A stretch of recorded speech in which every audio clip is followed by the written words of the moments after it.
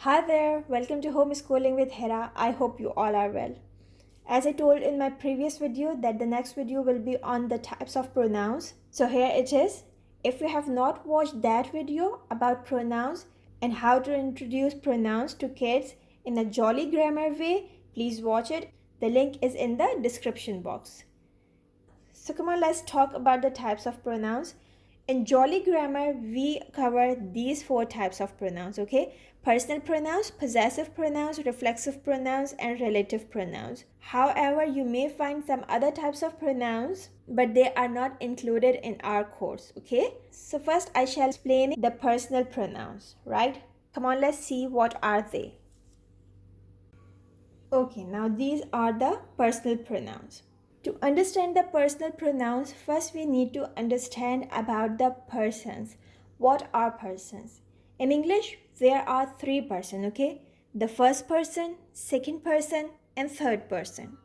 Who is the first person? The first person is the speaker. The person who is speaking is always the first person. Like right now, I am the first person because I am speaking. Then who is the second person? The person who is listening to the first person, okay? The person to who the first person is talking to, right? So the second person is the listener. It means that you are the second person now. I am the first person because I'm speaking and you are listening to me. So you are the second person. Got it? Now the third person. Third person is the person who is not participating in our discussion, or maybe he is at a distance.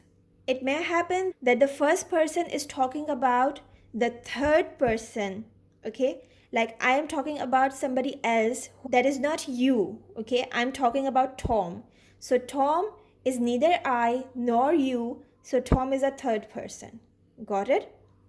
Now, once you have got what are first, second, and third person, you need to remember that there are singular and plural pronouns for first, second, and third person.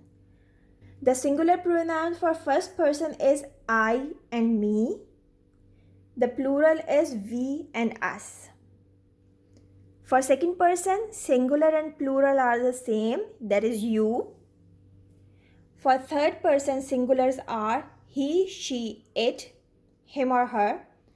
And for plural, they are they and them. Now, why I am writing I and me here?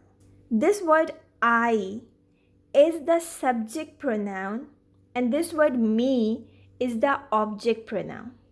Now, don't get confused. Here is an example. Like if I want to say that I gave you something, okay? So now I is at the subject position, I gave you.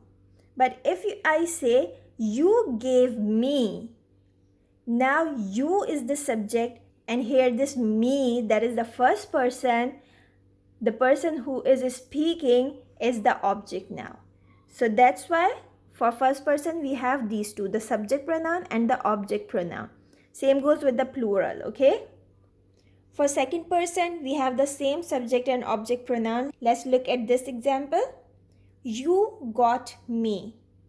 Okay, now you is the subject here. But in the next sentence, I got you. Now I is doing the action and you is the object of this sentence. Got it? So you remains the same at the subject and the object position. Now for the third person, he or she, both can come here. He gave me a book. Okay, he gave me a book. He is the subject here. But in the next sentence, I gave him a book. Now I is the subject and him is the object. So that's why we have also written him and her in the third person pronouns. Okay, let's have an example for the third person plural. They gave me a book. Here they is the subject, so it's a subject pronoun. And if I say I gave them a book, now here this third person pronoun is the object pronoun because it is receiving the action. I gave them. Got it?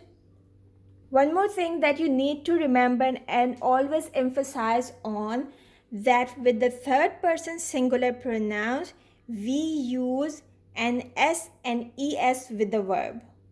Okay, let's see some example for this. Let's see in this example. He writes stories. Now here with the verb write, we have put an S because of the third person singular, he. Okay. She does her work well. Now with the third person singular she, we have added es with the verb, okay, does. She does her work well. It barks loudly. It's a third person singular, put an s. And even with the nouns, if you are writing a noun in place of he, you need to make the verb plural by adding an s or es, right? It's a very basic concept and a great mistake if you forget to put an s or es in writing present simple tense. So focus on this a lot. Give so many worksheets to your students to make their concept clear about third person singular and the use of s and es with the verb. I think the video has become a bit longer, so I need to stop it right here. For the other types of pronoun, I shall be discussing in the next video.